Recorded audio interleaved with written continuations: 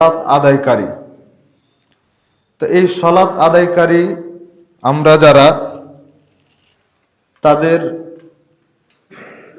বিষয়ে যে গুরুত্বপূর্ণ দিক নির্দেশনাগুলো পবিত্র কোরআন এবং সহিহ হাদিসে রয়েছে, সেগুলো আমাদেরকে গুরুত্বের সাথে দেখতে হবে। সূরা মুমিনুনের মধ্যে প্রথম দিকে একেবারে প্রথম অংশে আল্লাহ সুবহানাহু ওয়া তাআলা শুরু থেকেই 23 নম্বর সূরা মুমিনুন এর মধ্যে আল্লাহ সুবহানাহু ওয়া তাআলা মুমিনদের গুণগুলো উল্লেখ করেছেন। 7টি গুণের কথা উল্লেখ করেছেন। আল্লাহ তাআলা বলছেন, ক্বাদ আফলাহাল মুমিনুন, মুমিনরা সফল কাম হয়েছে। আল্লাযীনা হুম ফি সালাতিহিম খাশিউন, যারা তাদের সালাতে বিনয় নম্রতা অবলম্বন করেছে। তাহলে সালাতে বিনয় নম্রতা অবলম্বনকারী যারা, তারা হচ্ছে সফল কাম মুসল্লি, সফল কাম মুমিন ব্যক্তি। এরপর আল্লাহ সুবহানাহু ওয়া তাআলা আবার কিছুক্ষণ পরে, কিছু দূর এগিয়ে গিয়ে আল্লাহ সুবহানাহু ওয়া তাআলা আবার সালাতের ব্যাপারে উল্লেখ করেছেন। সালাতের ব্যাপারে তিনি আবার বলেছেন, ওয়াল্লাযীনা হুম আলা সালাওয়াতিহিম ইউহাফিজুন, যারা সালাতের হেফাজত করে। তাহলে 7টা গুণের মধ্যে অন্যতম একটি গুণ হচ্ছে সালাতের মধ্যে খুশু অবলম্বন করা, সালাতের হেফাজত করা।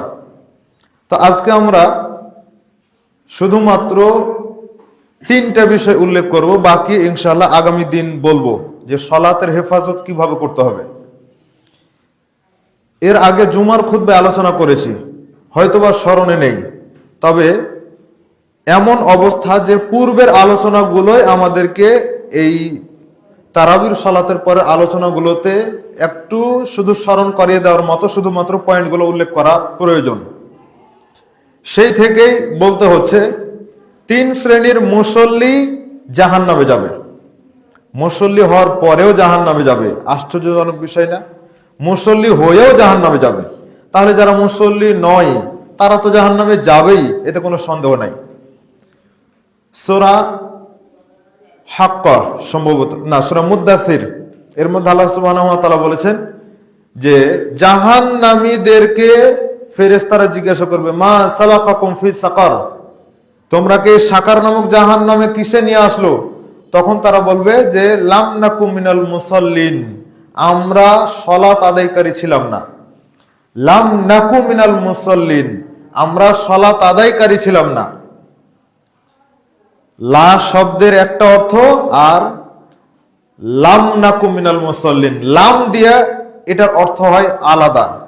যেমন আমরা বলেছি যে আপনাকে যদি বলা হয় যে আপনি রাতের খাবার খেয়েছেন কিনা, তাহলে আপনি যদি খেয়ে থাকেন তো বলবেন যে খেয়েছি, আর না খেয়ে থাকলে বলবেন যে খাইনি। তার মানে এমন নয় যে আপনি কোনোদিনই খাননি, গতকালকে তো খেয়েছেন। আজকে যদি না খেয়ে থাকেন তাহলে কিছুক্ষণ পরে গিয়ে খাবেন। তার মানে কোনোদিন খাননি এমনটা না, খাননি কিন্তু সামনে খাবেন। এটা হচ্ছে লা এর অর্থ। আর লাম, লাম দিয়ে এতটাই তাকিদ দেয়, এতটাই গুরুত্ব দেওয়া হয় যে যদি আপনাকে বলা হয় থাইল্যান্ডের লিচু আপনি খেয়েছেন কিনা, তখন আপনি বলবেন যে কোনো দিন খাইনি, এ কথা বলবেন। তো এটার অর্থ এইভাবেই চলে আসে, এই দিক থেকে লাম নাকুম মিনাল মুসাল্লিন, আমরা কোনো দিনই সালাত আদায় করেছিলাম না। জাহান্নামে গিয়ে মানুষ এই কথা বলবে। তাহলে সে মানুষগুলো কারা যারা এই কথাগুলো বলবে? যারা কোনো দিন সালাত আদায় করেনি, এরা হচ্ছে তারা। যারা শুধুমাত্র জুমার সালাত আদায় করেছে, বাকি 5 ওয়াক্ত সালাত আদায় করেনি, এরা হচ্ছে তারা। যারা শুধুমাত্র রমাদানের সালাত আদায় করেছে, বাকি অন্য সময় সালাত আদায় করেনি, এরা হচ্ছে তারা। যারা শুধুমাত্র ঈদের সালাত আদায় করেছে, বাকি সময় আদায় করেনি, এরা হচ্ছে তারা। যারা শুধুমাত্র জানাজার সালাত পড়েছে, বাকি আর কোনো সালাত পড়েনি, তারা, এরা হচ্ছে তারা। যারা শুধুমাত্র ইলেকশনের সময়ে মানুষকে দেখানোর জন্য ভোট নেওয়ার উদ্দেশ্যে সালাত আদায় করেছে, এরা হচ্ছে তারা। মানে এরা আল্লাহর উদ্দেশ্যে করেনি। আবার যারা জোহর আসর মাগরিব পড়ে কিন্তু এশার ফজর পড়ে না, এরা হচ্ছে তারা। যারা 4 ওয়াক্ত সালাত পড়ে, শুধুমাত্র ফজর পড়ে না, এরা হচ্ছে তারা। যারা কোনোদিনই আদায় করে না, ওইটারই অন্তর্ভুক্ত হবে এই মুসল্লিগুলো। কাবা ঘর তাওয়াফ করতে হয় 7 বার, 7 বার প্রদক্ষিণ করতে হয়। তো 7 বারের জায়গায় কেউ যদি 6 বার করে, 1 বার করলো না, তার মানে ওর 1 বারও হয়নি। 7 বার করতে হয়, 7 বারই করতে হবে। 1 বার যদি বাদ দিয়েছে, পুরোটাই বাদ। তো ঠিক 5 ওয়াক্ত সালাত আল্লাহ দিয়েছেন, 50 ওয়াক্ত থেকে কমাতে কমাতে আল্লাহ 5 ওয়াক্ততে নিয়ে এসেছেন। এই 5 ওয়াক্তের জায়গাতেও কেউ যদি 1 ওয়াক্ত বাদ দেয়, 4 ওয়াক্ত আদায় করে, তো ওর পুরোটাই বাদ, আল্লাহ কবুল করবেন না। তো তাহলে লাম নাকুম মিনাল মুসাল্লিন, আমরা কোনোদিন সালাত আদায় করিনি, অথচ সালাত আদায় করছে মাঝে মধ্যে। আপনার আমার দৃষ্টিতে করছে, কিন্তু আল্লাহর দৃষ্টিতে হয়নি। এই জন্য সে বেনামাজি, এই জন্য সে সালাত আদায়কারী নয়। তাহলে বেনামাজি তারা জাহান্নামে যাবে, এতে কোনো সন্দেহ নাই। এবার মুসল্লি সালাত আদায় করেও জাহান্নামে যাবে, এইরকম মুসল্লি হচ্ছে 3 ধরনের। একটা হচ্ছে যারা সময় মতো সালাত আদায় করে না। 2 নাম্বার হচ্ছে যারা রাসূলের পদ্ধতিতে সালাত আদায় করে না। 3 নাম্বার হচ্ছে যারা সালাতে মানে রিয়া যুক্ত সালাত আদায় করে, মানুষকে দেখানোর উদ্দেশ্যে সালাত আদায় করে, আল্লাহ সন্তুষ্টির জন্য করে না। সেটা তো আমরা এতক্ষণ বলেই দিলাম। তাহলে প্রথম থেকে আবার শুরু করা যাক। যারা সময় মতো সালাত আদায় করে না, তারা জাহান্নামে যাবে। ফাওয়াইলুল লিল মুসাল্লিন, সূরা মাউনের আয়াত। ফাওয়াইলুল লিল মুসাল্লিন, ওয়াইল নামক জাহান্নাম। ফা দিয়ে আল্লাহ সুবহানাহু ওয়া তাআলা আরো বেশি গুরুত্ব দিয়েছেন। ফাওয়াইলুল লিল মুসাল্লিন, ওয়াইল নামক জাহান্নাম ওই সমস্ত মুসল্লিদের জন্য আল্লাযীনা হুম আন সালাতিহিম সাহুন, যারা নিজেদের সালাতের মধ্যে গাফেল, যারা সালাতের ব্যাপারে উদাসীন, খেয়াল খুশি মতো সালাত আদায় করে। এখানে তো কেবল আজান হলো, আর একটা আজান তো ধরাই আছে, ওইটা হোক তখন করব। এইভাবে করে সালাতের টাইমকে যে পিছাতে থাকে, এই ব্যক্তি সালাত আদায় করেও জাহান্নামে যাবে। সময় হয়ে গেছে মানে আর দেরি করার কোনো সুযোগ নাই। জামাতে সালাত আদায় করলে 25 থেকে 27 গুণ নেকি হয়, এটা আমরা জানি। কিন্তু রাসূল সাল্লাল্লাহু আলাইহি ওয়াসাল্লাম এই সময় হয়ে গেলে যদি জামাত দেরিতে হয়, তবে আল্লাহ রাসূল সময়ের সাথে সালাত আদায় করতে বলেছেন, জামাত বাদ। তার মানে জামাতের চাইতে আউয়াল ওয়াক্তের শুরুতে সালাত আদায় করা বেশি গুরুত্বপূর্ণ। জামাতে 27 গুণ নেকি নেওয়ার চাইতে বেশি গুরুত্বপূর্ণ, বেশি ফজিলতপূর্ণ হচ্ছে আউয়াল ওয়াক্তে সালাত আদায় করা। যার কারণে ইবনে মাসউদ রাদিয়াল্লাহু তাআলা আনহু বলছেন যে রাসূল সাল্লাল্লাহু আলাইহি ওয়াসাল্লামকে জিজ্ঞাসা করলাম যে আল্লাহ রাসূল, আল্লাহর কাছে সবচাইতে প্রিয় আমল কি, সবচাইতে উত্তম আমল কি? তখন তিনি বললেন যে as-সালাতু লিওয়াক্তিহা, সময় মতো আউয়াল ওয়াক্তে সালাত আদায় করা হচ্ছে সবচাইতে প্রিয় আমল, উত্তম আমল। উম্মে ফারওয়াহ রাদিয়াল্লাহু তাআলা আনহা বলছেন যে আল্লাহ রাসূল, আল্লাহর কাছে সবচাইতে দামি প্রিয় আমল কি? তখন তিনি ঘুরে ওই কথাই বললেন যে আউয়াল ওয়াক্তে সালাত আদায় করা, এটাই হচ্ছে সবচাইতে দামি আমল, এটাই হচ্ছে সবচাইতে আল্লাহর কাছে প্রিয় আমল। তার মানে জামাতে সালাত আদায় করার চাইতেও আল্লাহর কাছে প্রিয় আমল হচ্ছে ওয়াক্তের শুরুতেই সালাত আদায় করা। আবার আবু যার গিফারী রাদিয়াল্লাহু তাআলা আনহু বলছেন যে রাসূল সাল্লাল্লাহু আলাইহি ওয়াসাল্লাম বললেন, কাইফা আনতা ইযা কানাত ইউখিরুনা সালাতা আন ওয়াক্তিহা আও ইউমিতুনা সালাতা আন ওয়াক্তিহা। আবু যার, ওই সময় তুমি কি করবে যে সময়ে আমির উমারা, নেতা নেত্রী, তারা সালাতের ওয়াক্তকে পিছিয়ে দিবে অথবা সালাতের ওয়াক্তকে মেরে ফেলবে। আমরা যদি আমাদের ভাষায় বলি তো সালাতের ওয়াক্তকে টুটি চিপে হত্যা করবে। তো ওই সময় তুমি কি করবে? নেতারা যেমন এখন করে, যারা মসজিদের ইমাম, তারা মনে করে যে আমি তো সব, সে তার নিজের ইচ্ছা মতো চালাচ্ছে। অনেক জায়গাতে কমিটি ইমামের উপর দিয়ে চালাচ্ছে, অনেক জায়গাতে নেতা যারা তাদের ইচ্ছা মতো চলছে। মানে নেতা যতক্ষণ না আসবে ওয়াক্ত পার হয়ে যাক, জামাতের সময় পার হয়ে যাক, কিন্তু নেতা যতক্ষণ না আসে ততক্ষণ পর্যন্ত সালাতের জামাতই শুরু করা যাবে না। এরকম কত জায়গাতে হয়। তো তাহলে যেই জায়গাতে এইরকম হয়, আপনি চিন্তা করে দেখেন রাসূল সাল্লাল্লাহু আলাইহি ওয়াসাল্লামের কথা বাস্তবে মিলে কিনা, যে নেতা যারা তারা সালাতের ওয়াক্তকে মেরে ফেলবে, মানে ওর কোনো অস্তিত্বই রাখবে না। আবার সালাতের ওয়াক্তকে পিছিয়ে দিবে, তাই হচ্ছে। তো তখন তুমি কি করবে?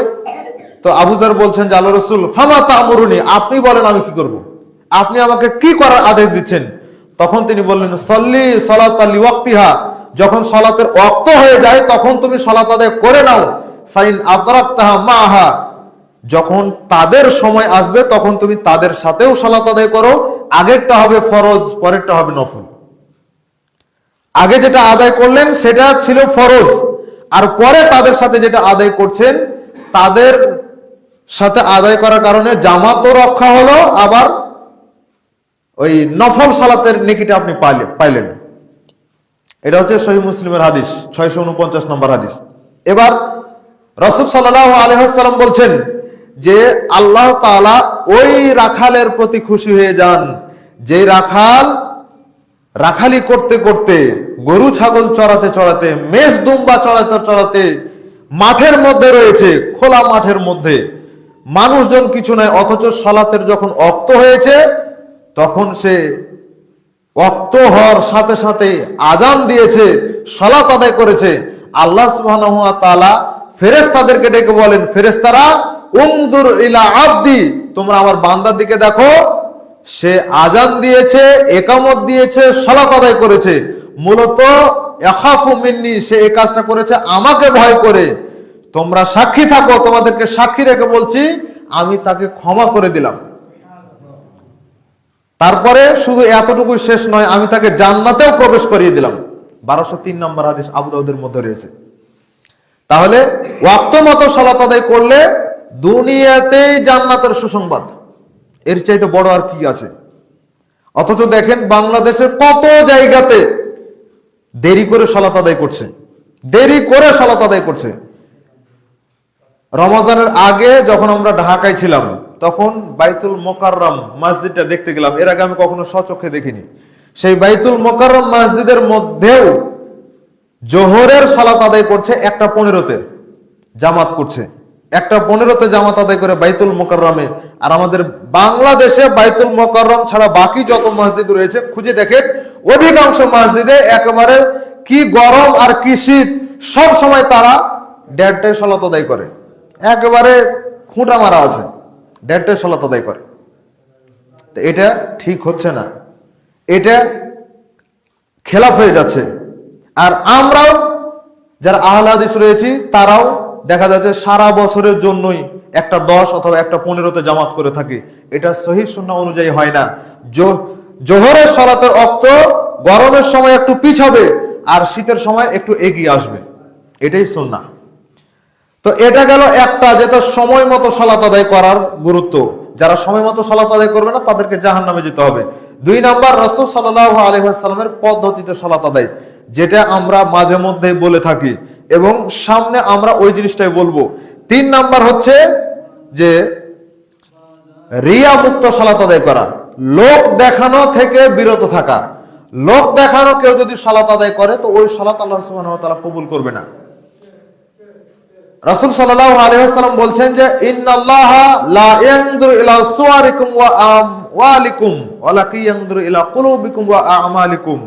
আল্লাহ তাআলা তোমাদের কারো চেহারা দেখবেন না, আবার কারো ধন সম্পদ দেখবেন না। কার কত সম্পদ রয়েছে, কার কত চেহারা সুন্দর, এটা আল্লাহ দেখবেন না। তিনি দেখবেন অন্তর, তিনি দেখবেন আমল, আমলটা কিভাবে করা হয়েছে। ইন্নাল্লাহা লা ইয়াকবালু মিনাল আমালি ওয়াবতুগিয়া বিহি ওয়াজহাহু, যেই আমল আল্লাহর সন্তুষ্টির জন্য করা হয় না ওই আমল আল্লাহ তাআলা কবুল করেন না। আল্লাহ আদেশ করছেন ওয়ামা উমিরু ইল্লা লিয়াবুদুল্লাহ মুখলিসিনা লাহুদ্দিন, তাদেরকে শুধু এতটুকুই আদেশ করা হয়েছে তোমরা আল্লাহর খুশির জন্য ইবাদত করো। আল্লাহর ইবাদত তো তোমরা করছো, তো সেটা যেন আল্লাহর খুশির জন্য হয়, এর বাইরে যেন না হয়। এটা আল্লাহ সুবহানাহু ওয়া তাআলা শিখাচ্ছেন। তাহলে ইবাদত হতে হবে আল্লাহর সন্তুষ্টির জন্য। কষ্ট তো করতেই হচ্ছে, ইবাদত যদি নাও করেন তবুও দুনিয়াতে আছেন মানে কষ্ট করতে হচ্ছে। আর ইবাদত যখন করছেন তখন কষ্ট করতেই হচ্ছে। তাহলে কি প্রয়োজন পড়েছে যে আমরা মানুষকে দেখানোর জন্য ইবাদত করব? কি প্রয়োজন পড়েছে? আমি যদি মানুষকে দেখানোর জন্যই ইবাদত করি তাহলে তো কোনো লাভ হলো না। বরঞ্চ আল্লাহ সুবহানাহু ওয়া তাআলার সন্তুষ্টির জন্য যদি ইবাদত করি, তো কে আমাকে দেখলো আর কে দেখলো না সেটা বড় বিষয় নয়।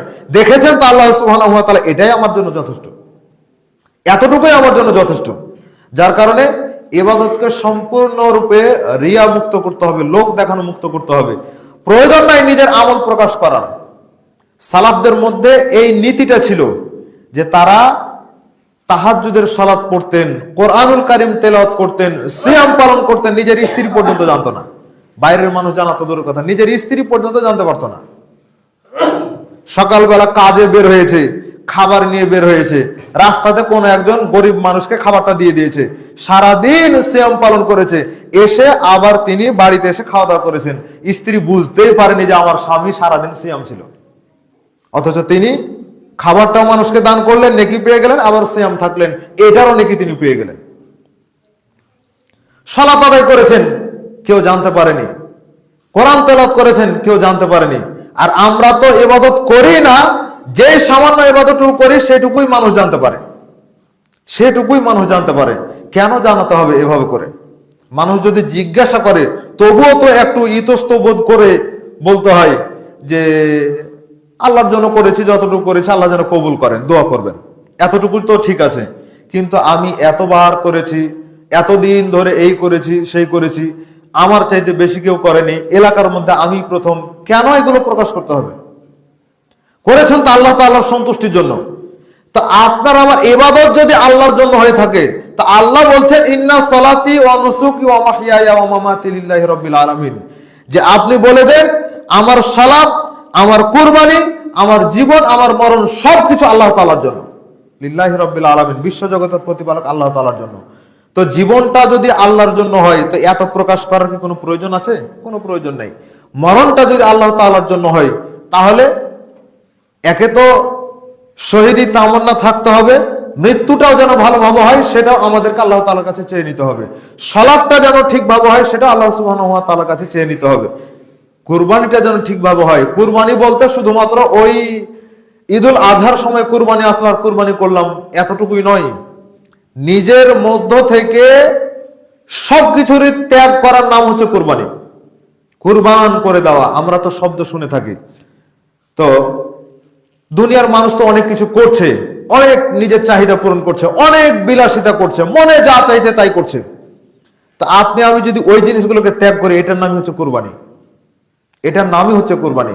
আমিও তো চাইলে ওটা করতে পারতাম। কেন?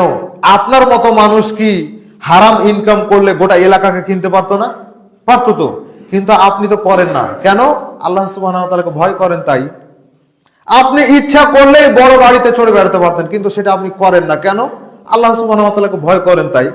আপনি ইচ্ছা করলেই পাপ কাজ করে বেড়াতে পারতেন, যে কয়দিন আছি একটু পাপ করে নেই, কিন্তু আপনি আল্লাহকে ভয় করেন। আপনি মনে করেন যে আমাকে আল্লাহর কাছে দাঁড়াতে হবে, আল্লাহর সামনে আমাকে দাঁড়াতে হবে, জবাবদিহিতা করতে হবে, এই জন্য আপনি ওই কাজগুলো করতে পারেন না। তাহলে মুমিন বান্দার গুণ কেমন আর কাফের মুশরিকের গুণ কেমন? এই জন্য রাসূল সাল্লাল্লাহু আলাইহি ওয়াসাল্লাম বলছেন যে মুমিন ব্যক্তির জন্য দুনিয়া হচ্ছে জেলখানার মতো, আর দুনিয়া সিজনুল মুমিন, মুমিন ব্যক্তির জন্য দুনিয়াটা হচ্ছে জেলখানা। ওয়া জান্নাতুল কাফির, আর কাফেরদের জন্য এটাই হচ্ছে জান্নাত।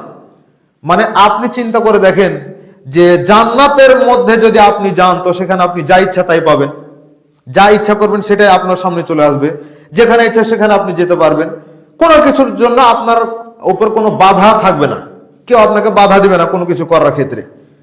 তো এই গুণটা জান্নাতে পাবে মুমিন ব্যক্তি, কিন্তু দুনিয়াতে যখন এই গুণ মানুষ নিতে লেগেছে, তখন এটাকেই তারা জান্নাত হিসেবে গ্রহণ করে নিয়েছে। এ ব্যক্তির কারা? এগুলো হচ্ছে কাফের মুশরিকরা। কিন্তু দুনিয়াটা মুমিন ব্যক্তিদের জন্য জেলখানার মতো, মানে জেলখানাতে থাকলে নিজের ইচ্ছা মতো কোনো কিছু করা যায় না, নিজের ইচ্ছা মতো কোনো কিছু চলে না। উসমান হাদি এ বক্তব্যগুলো দিয়েছিল।